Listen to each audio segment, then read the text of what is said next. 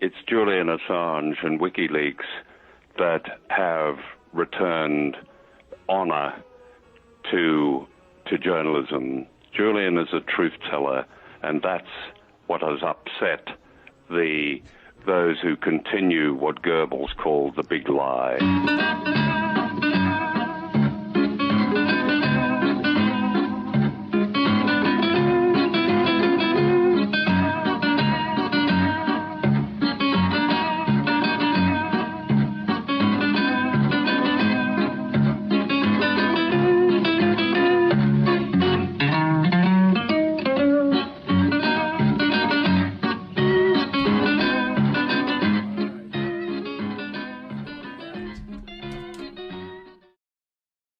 Okay, that was John Pilger at the very top, as you know. You've seen that many times. And the third man.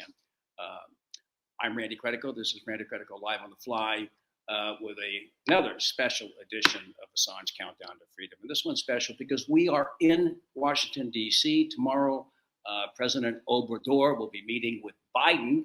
And I know he has promised, and I know he will strongly support and bring up the issue of the persecution of Julian Assange with President Biden. So there's going to be an event tomorrow across from the Mexican embassy and then something in front of the White House. And one of the organizers of that will be joining us later on. But we are at the Tabard Inn where I think we've had 6 or 7 stand-ups for Assange right here at the Tabard Inn. It's a great place. It's employee-owned. You have a maverick matriarch of the place by the name of Fritzie Cohen, and Dave Ruby has been, the manager, has been great to all of us. And this is a really special place for those of us who are in the struggle to free Julian Assange. We're going to have a gentleman from Argentina joining us who is an investigative journalist.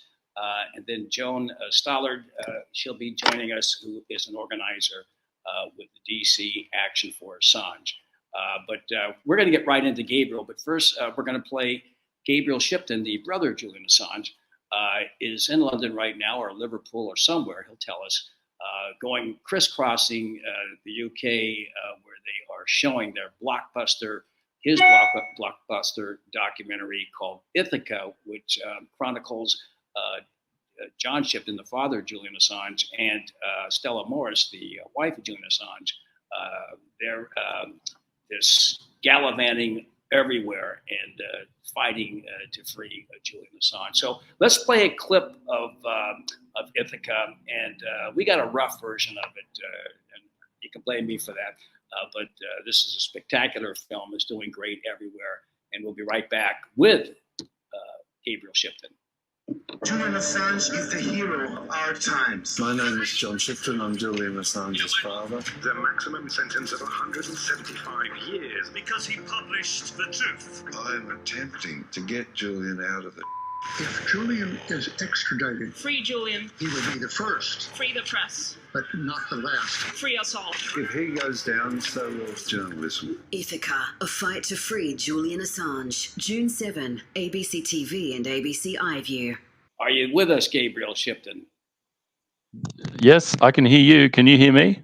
Perfectly. We played a clip. I don't know if you saw the clip from Ithaca. That was actually a promotion for the 2-part series that they played on ABC in yes. Australia, Sydney, and that was a big hit there, I understand, and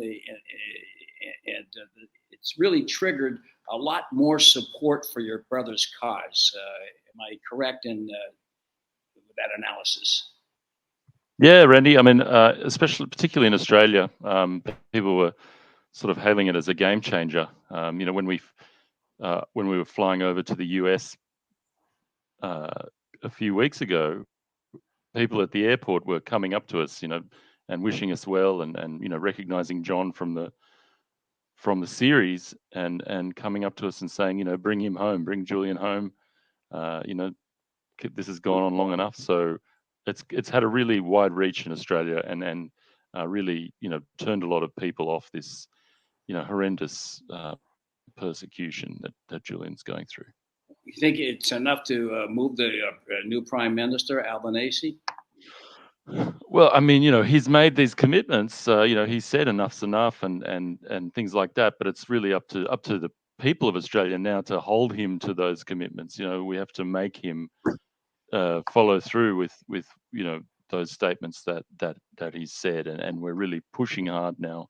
We'll be going back to Australia, and we'll be flying after we finish here at the end of July.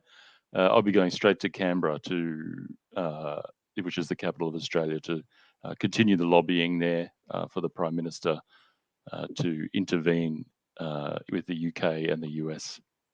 I think we'd like to hear from him the same kind of statement that we're getting from south of the border here in Mexico with AMLO, President Obrador. I mean, that's what we'd like to hear from the Prime Minister of Julian's home country. Exactly, Randy. I mean, there's no reason he can't come out and say, this is a deal breaker for us. This is a non-negotiable. We want Julian to come back home. I mean, they've sorted out other people who've been stuck abroad. One person, Kylie Moore Gilbert, she was in a jail in Tehran, in Iran, and the Australian government negotiated a prisoner swap. They found 3 Iranians who were in prison in Thailand and negotiated a prisoner swap with the Iranian government for Kylie Moore Gilbert. And Kylie Moore Gilbert, she came back to Australia. She was met by the Prime Minister on the lawns of the, where the Prime Minister lives in Canberra. It was a huge coup for then Prime Minister. And I think it'd be the same for the current Prime Minister, Anthony Albanese. He would be able to, welcome Julian back home. He'd have the support of the population. It would be an amazing coup for him, and really put him on the world stage, and in that he can solve this issue that has really reduced the standing of the UK, the US, Australia. It's tarnished their reputation. Now these countries are seen as countries that rogue nations. They're looking like rogue nations. Persecute journalists. Yeah, it's just amazing. That's right. that he has not stood up, and it takes someone. And Christina Kirchner, we're going to talk to Sergio Kernan. We may get him in a little earlier because maybe he wants to ask you a few questions here as well. His paper has been behind it down there, Página 12. He's an editor. He's one of the big editors at Página 12. Been there for a long time. He's the author of books. And he's a good friend of mine, and he's a good friend of the Madres de Plaza de Mayo, who are big fans of Julian Assange. But let me just get to this AMLO, because there's going to be something here tomorrow and it's really good to see a group beginning to organize and blossom here in DC, because I think this is where the action essentially may be, and it really is right now. To try to prevent this process from continuing. Why don't we bring in Sergio right now? There's Sergio smoking a cigarette there. Those $1 a pack. Hello, Randy. Hello. Hello, Randy. How you doing? Sergio Kernan is editor at Página 12, one of the, I guess it's the most progressive paper daily in Argentina for sure, but maybe in all of South America. Most likely, yes. Yeah. So, Sergio, you've been covering this. Your paper's been very strong in support of Julian Assange. We've talked about this before. And I think I got something from the former ambassador, Alicia Castro.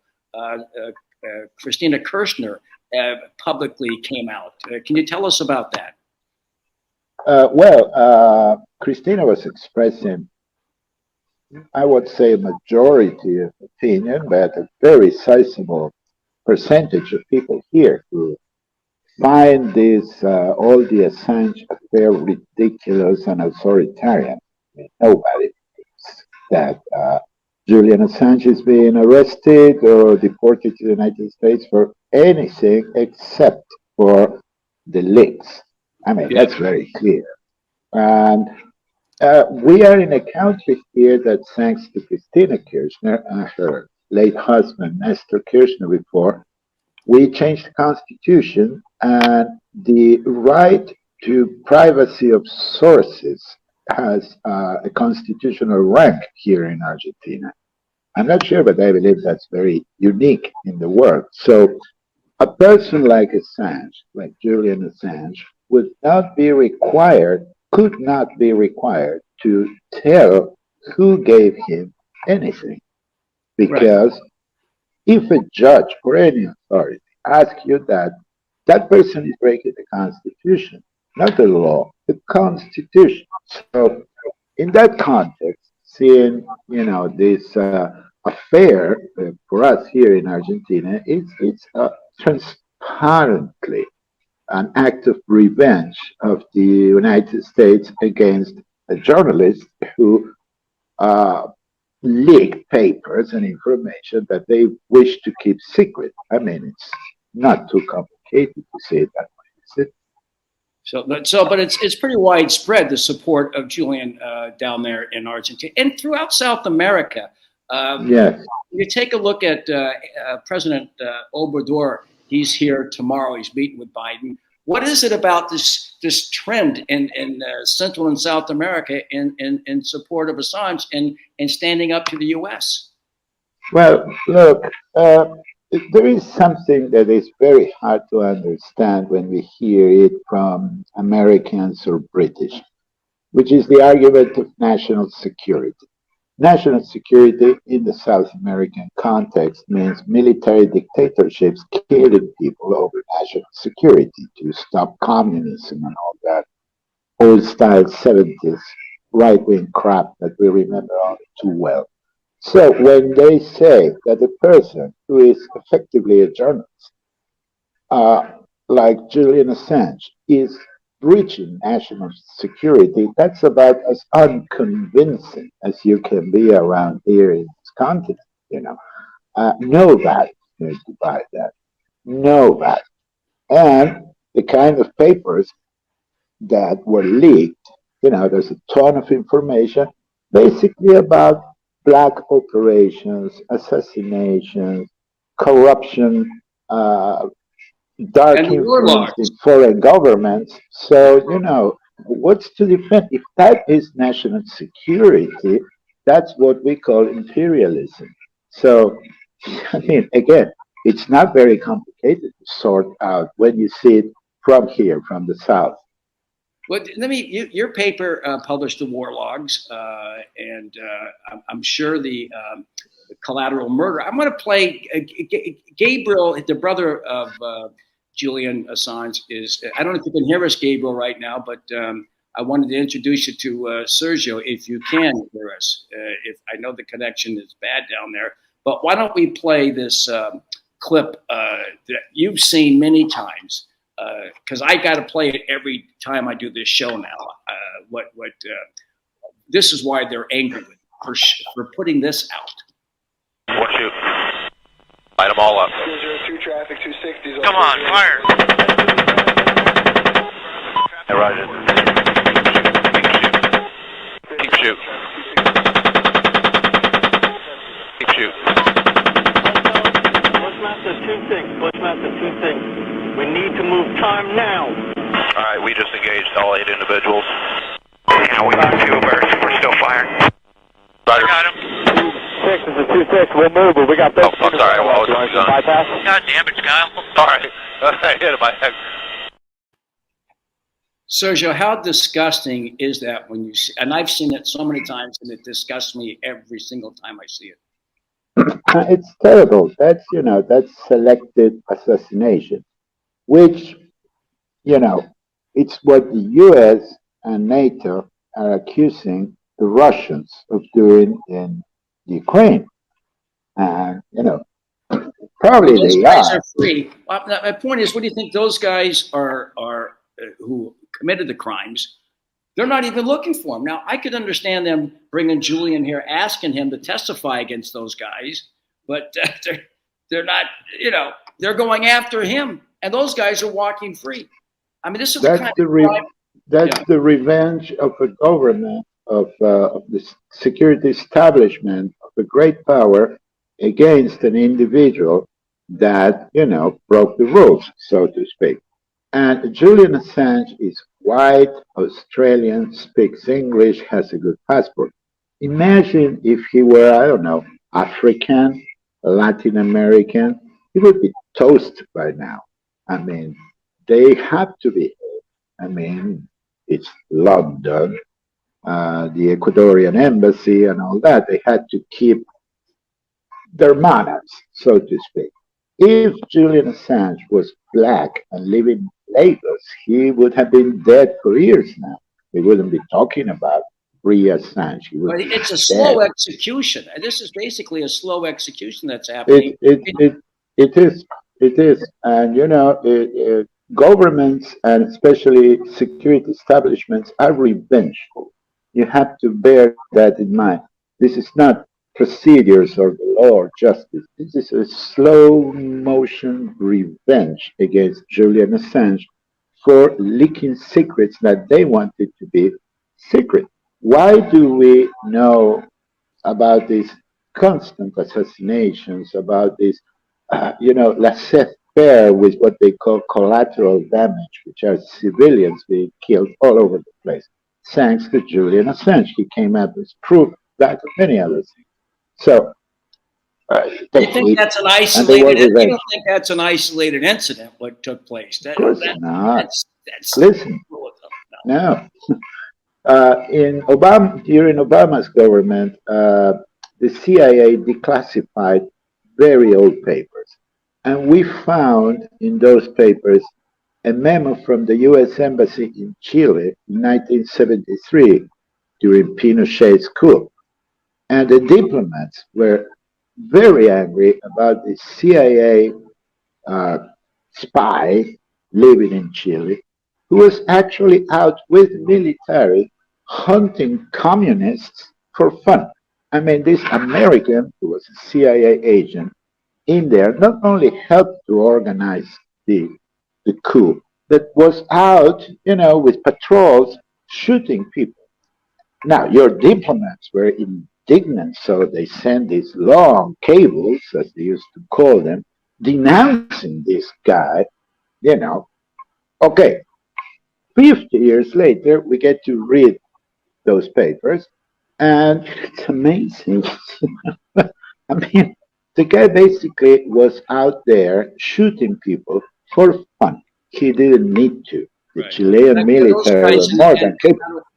In that video you saw in the Collateral, I think we do have Gabriel at this time, and it's a very weak. Yeah, I can see you moving there, Gabriel. Can you hear us okay? Yeah, I can hear you. Hopefully it's okay All right, now. I want to introduce you to Sergio Kiernan. And Sergio, you're an investigative journalist. You're the editor of Pagina Doce. I wanted you to maybe ask Gabriel questions about the situation of his brother. Well, first of all, how is he holding up? I mean, we're really worried about his, health and state of mind. We really, he's in a very bad situation. So could you tell me how he's holding up? Yeah, well, Sergio, I mean, nice to meet you. Julian's a fighter. Anyone else in this sort of situation, I don't think would have lasted as long as he has, an amazing fighting spirit, and under these circumstances, that is really keeping him alive. As well as all the support that from all the globe, hearing from all these different groups around the world that support Julian, that really keeps him going. It's taking its toll on him. This whole situation. 13 years of detainment, 3 years in a maximum security prison, endless legal cases in the UK. It's taking its toll on him. The effects of psychological torture. The Special Rapporteur on Torture, Nils Melzer, found he was been suffering from the effects of psychological torture, and the situation that he's in hasn't changed since Nils Melzer made those findings with those two psychologists. You got to get that book. So, yeah. Yeah, it's a great book. Yeah, it's a You definitive should book get on the that book, case. Sergio.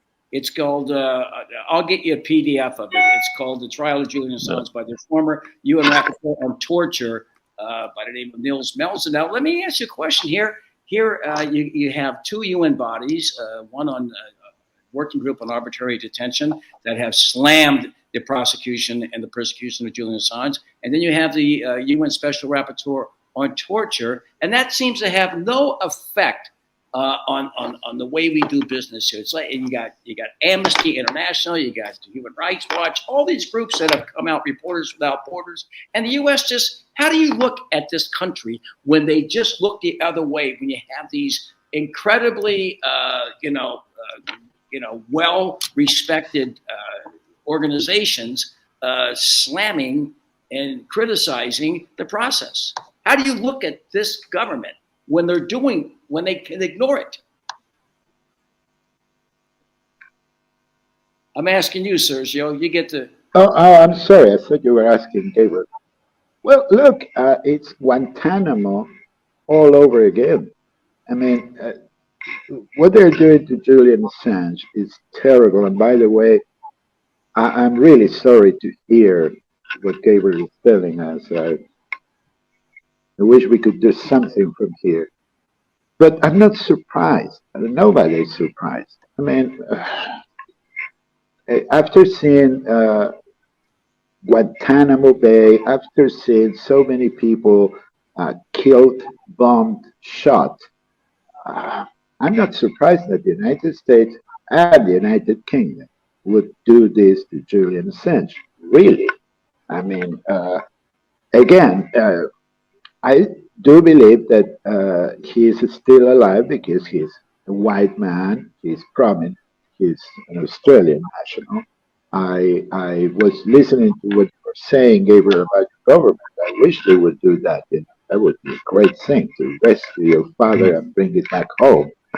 That would be, I don't know, something to earn the respect of the world, really, and curb these American and British abuses of human rights, which are constant, consistent. This is a high-profile case we're hearing about and we are campaigning about, but there are so many other people that died or put in a box for 20 years, and, the U.S. will not budge.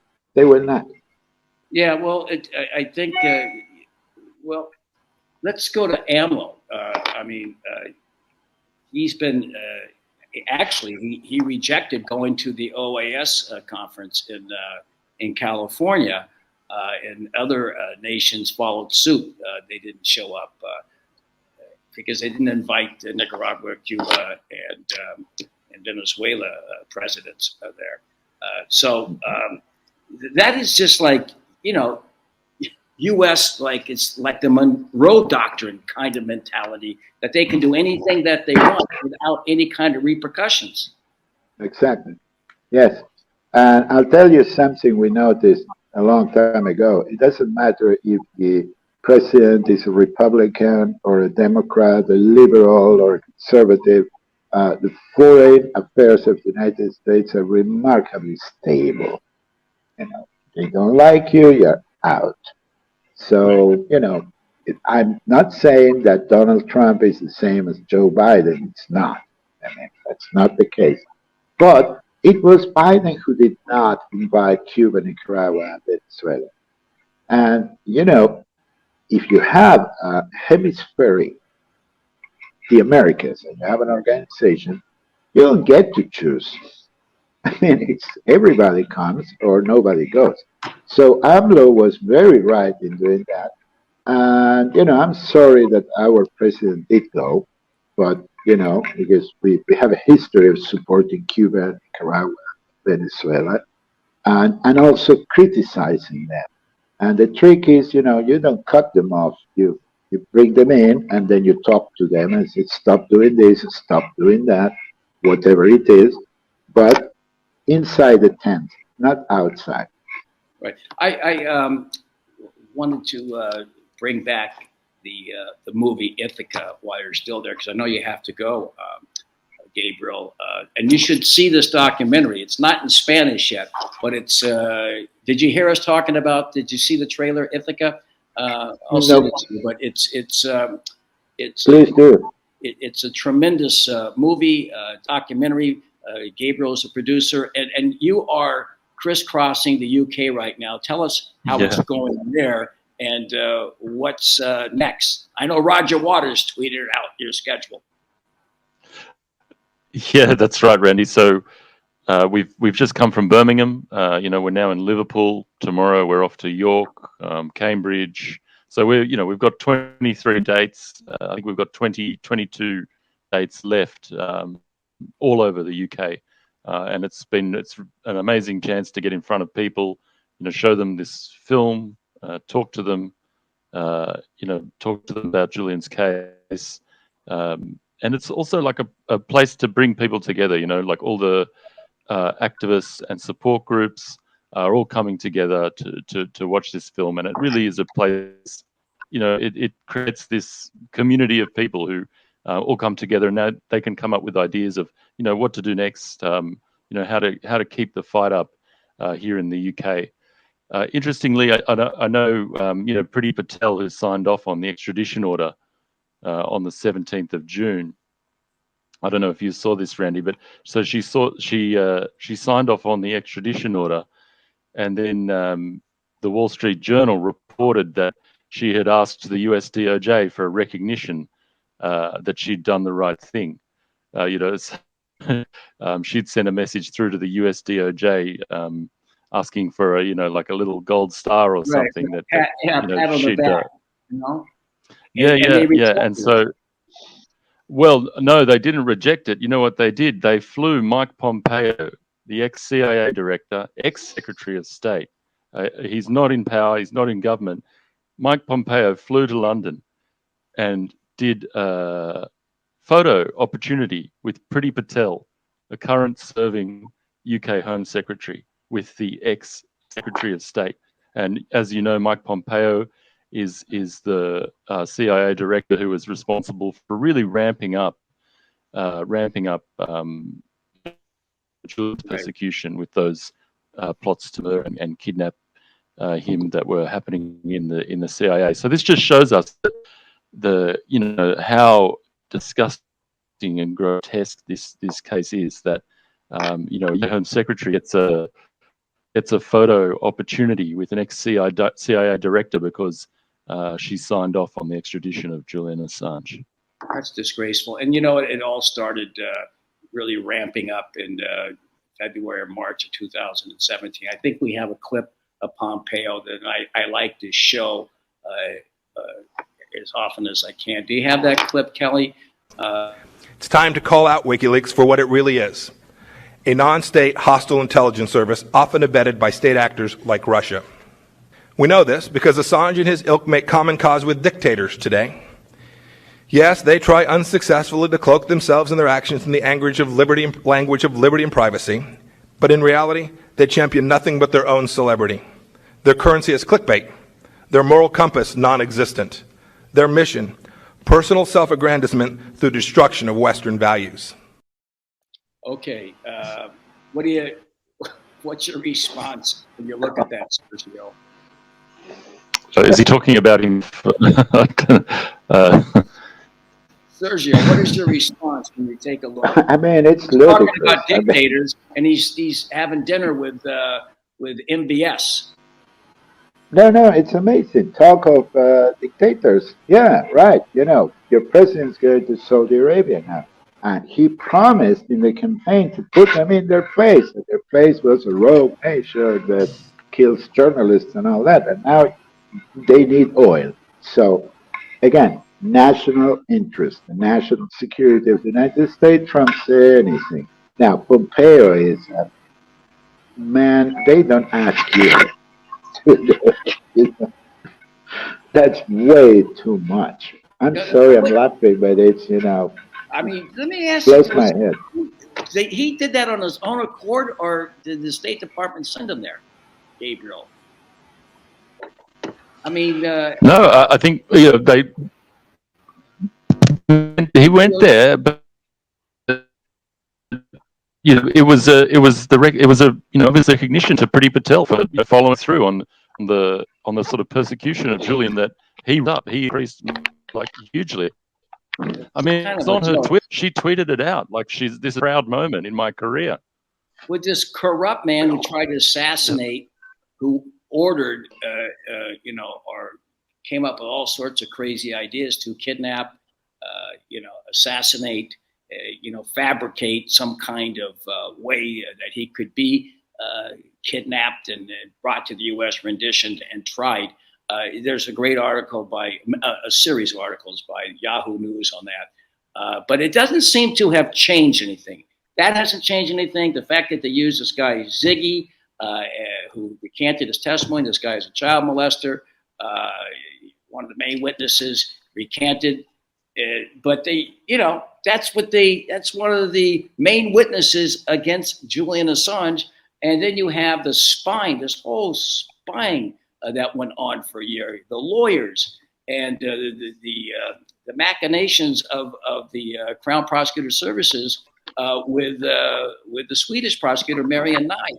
So you have, and those are just a few of the flaws in this entire process.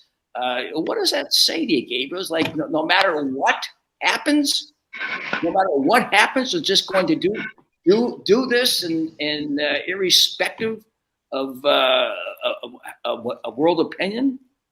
Well, yeah, it says to me, you know, this is like Sergio says, these people, they have, you know, it's complete power. This is a slow motion execution. You know, they're saying, you know, if you expose, you know, what we do, if you expose our crimes, this is what will happen to you. You know, it doesn't matter who you are. It doesn't matter, you know, if you have the support of millions of people all over the world. It doesn't matter if, you know, these 25 press freedom human rights organizations are speaking out on your behalf. You know, this is what we are capable of. This is the power that we are willing to wield against those people who expose our crimes. So that's it's a total made an example of, and it's, you know, it's sending shockwaves around the world. Like people who would report on U.S. national security now. You know, who would any journalist have the courage now to do this? You know. I know you're not fearful, Sergio. You're not fearful of a backlash. Is your paper intimidated by the U.S. at this point? No, not at this point. But you know, if I were to, I don't know, if I meet a hacker and gives me the Pentagon Papers all over again, I know that the best that could happen to me is that I would never be able to leave Argentina ever again. You know, probably they would not deport me from my own country to the States, but the Brazilians might. So, you know, I can't even go there for a weekend. Nothing. Now, leave alone set foot in the UK. That would be suicidal. So it is intimidating. But moreover, you know, I mean, Argentina in many ways is a very solid democracy now, but you know, there are a bunch of other countries, a lot of them, where governments are authoritarian. They do want to clamp down on journalism. So this is encouraging, this is empowering, this is a worldwide example on how to do it and keep warm. Don't do it like the Russians. They kill the journalists, arrest them, put them in a box, you know, forget about it. That's the American way, and it's exemplary, and it encourages other places all over the world. You know that group, the Committee for the Protection of Journalism, the CPJ. Today, journalism is one of the most dangerous professions worldwide. You know, they are killing us like flies. So many countries now. The Assange case is like a guideline to how to deal with people like Julian Assange and don't fall in the same basket with Putin or, I don't know, MBS. I mean, you know, it's not. I mean, journalists are killed everywhere. And I want to play this. Switch gears here. I want to play this. Kelly, the engineer and editor for this show, she dug up this wonderful video of Julian from, I guess, 10, 11 years ago. I'm not quite sure, but if she could play that and both of you comment on it afterwards. The first casualty of war is the truth. But the attack on the truth by war begins long before war starts and continues long after a war ends.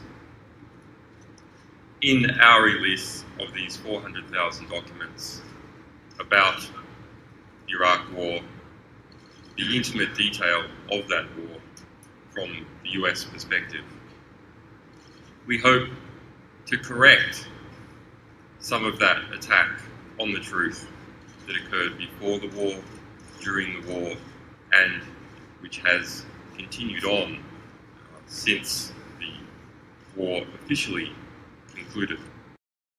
So there you go. I mean, is that the reason you think it's just that, one man, and you got all of this money, all of this energy and manpower,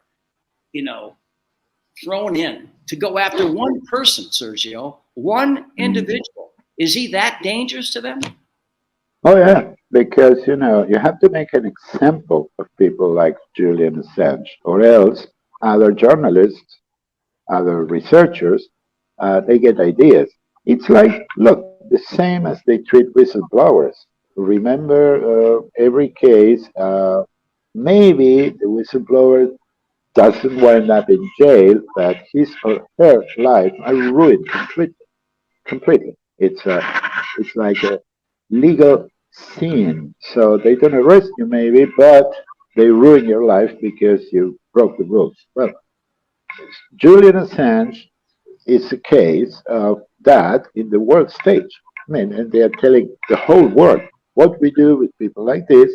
So here it's, the baseline and the script on how to do it and keep all legal appearances. But this is, it's terrible. And, it's the revenge of the establishment against one person that did something that in their books is a sin and, a terrible thing to do. And attacking the national security of the United States as defined by the same people who are bombing, in this case, Iraqi civilians, to stick to that case in particular. So, of course, there's not going to be justice. And of course, the United States is going to do amazing things, totally out of proportion, to go after Julian Assange.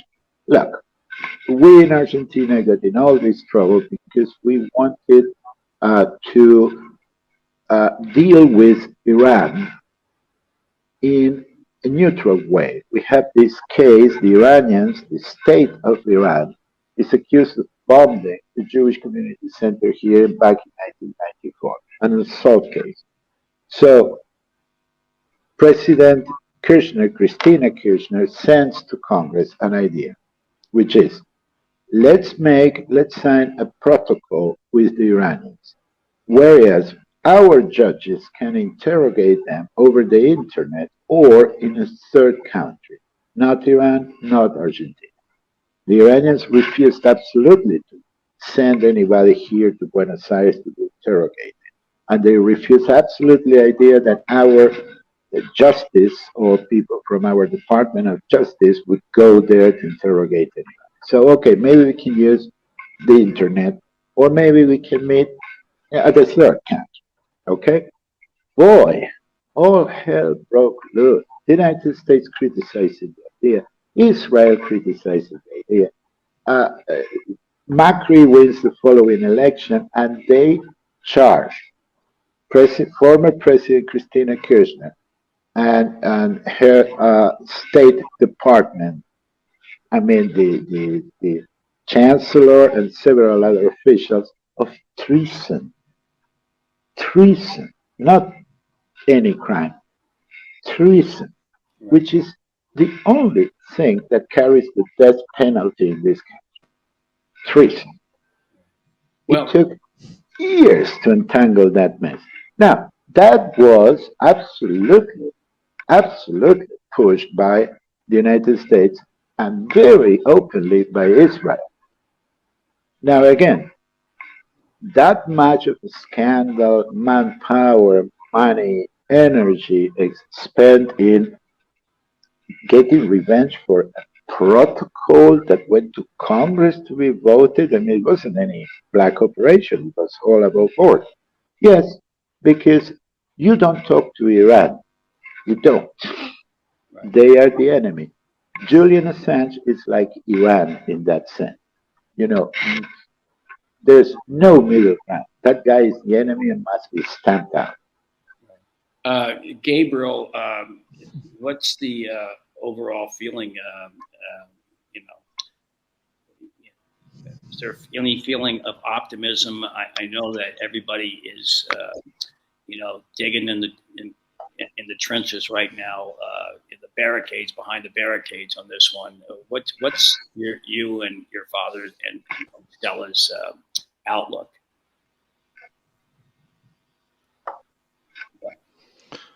Well, I think, as we travel around, we're seeing more and more people, right? More and more people are joining this movement, Free Julian.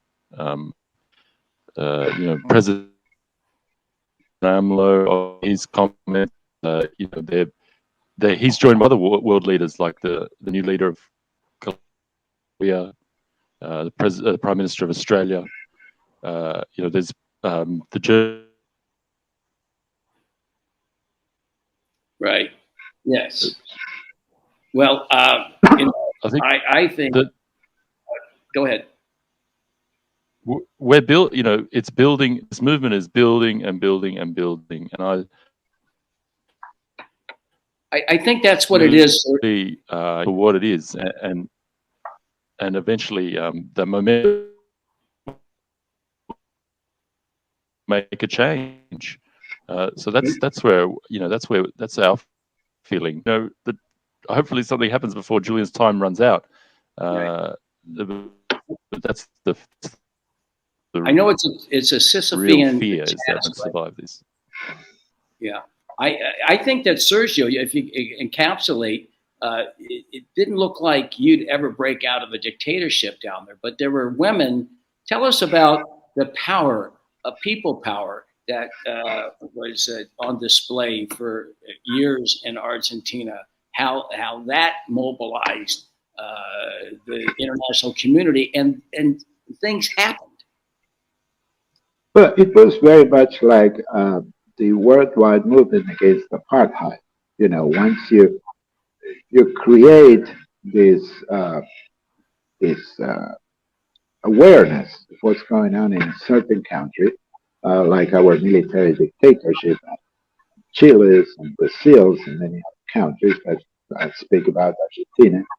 Once you have people that encapsulate the story, like the Madres de Plaza de Mayo or Mandela in South Africa, you make it possible for people of goodwill worldwide to support you. I'm really happy to hear what Gabriel is saying about ever more people joining this movement to free Assange, because that's the only way we can get it. That the political cost, the image cost for the United States is so high that eventually they drop the case. They find, a way out, a safe face, and free Assange.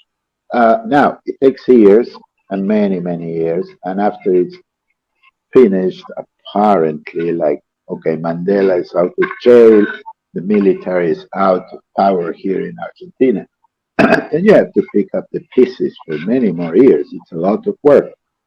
But that's the way it is, man.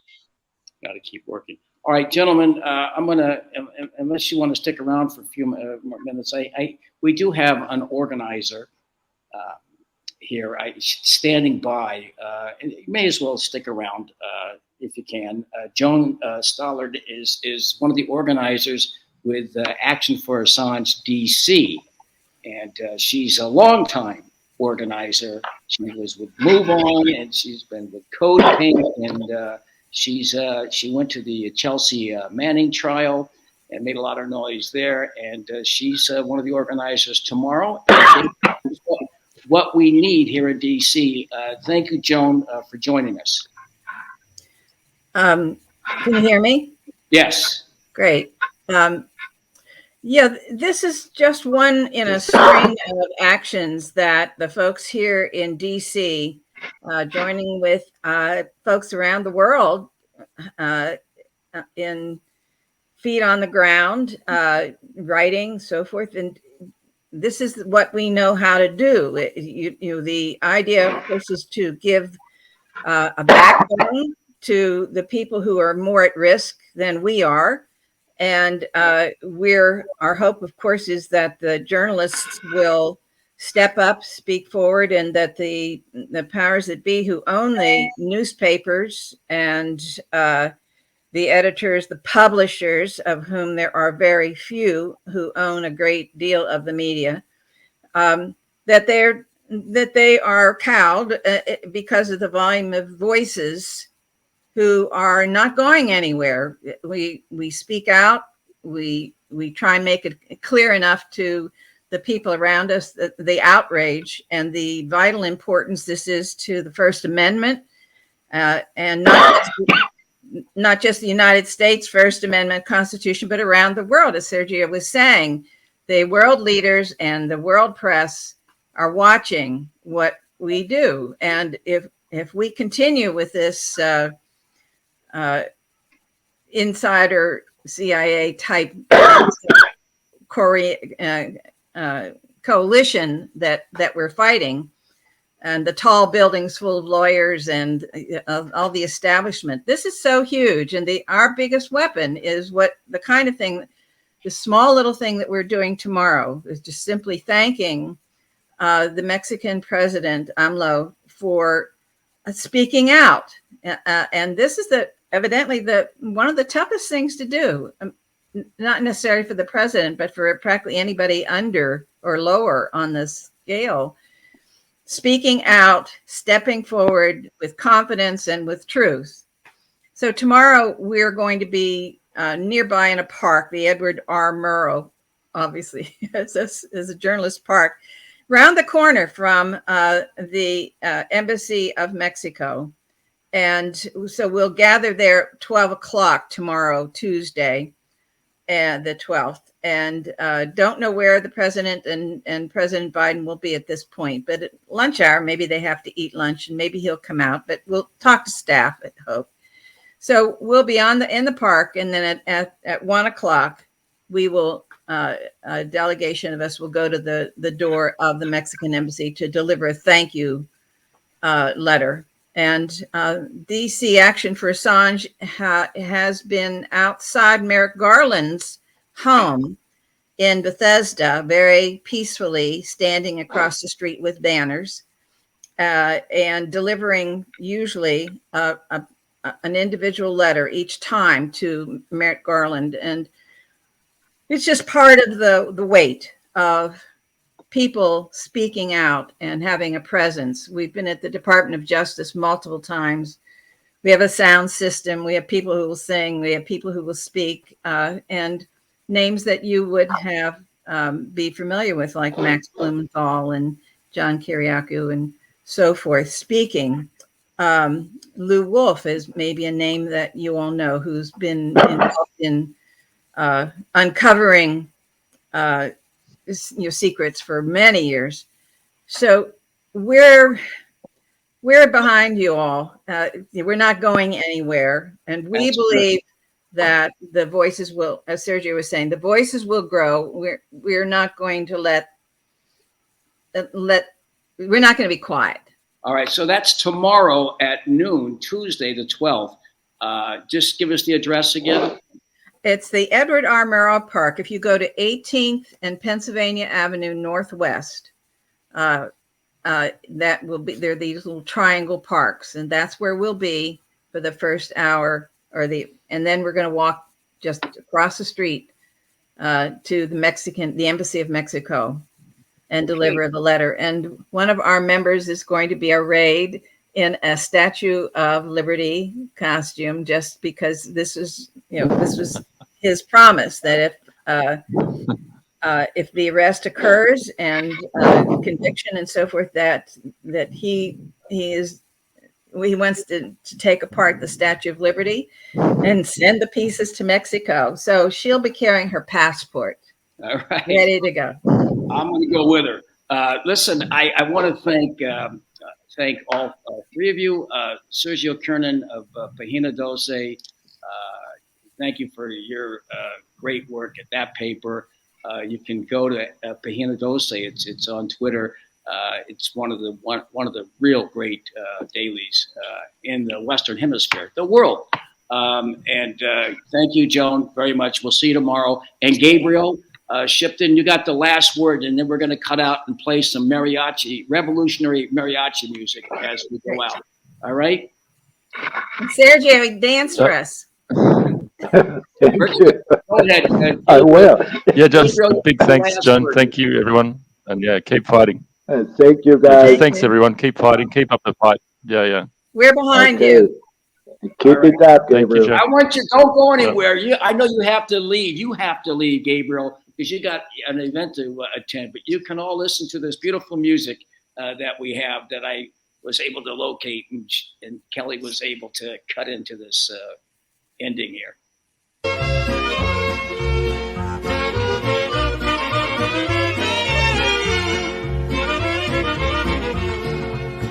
¿A dónde van los trenes pasajeros? ¿A dónde van palomas del oriente? ¿A dónde irán los cantos más dolientes? Van a llorarle a un hombre guerrillero, el más bragado, más cabal y más valiente. En todas partes la gente levantaba, allá en Chihuahua, Parral y La Boquilla, no más de verlo el gobierno se espantaba y se nombraba el general Francisco Villa, allá en Chihuahua, Parral y La Boquilla.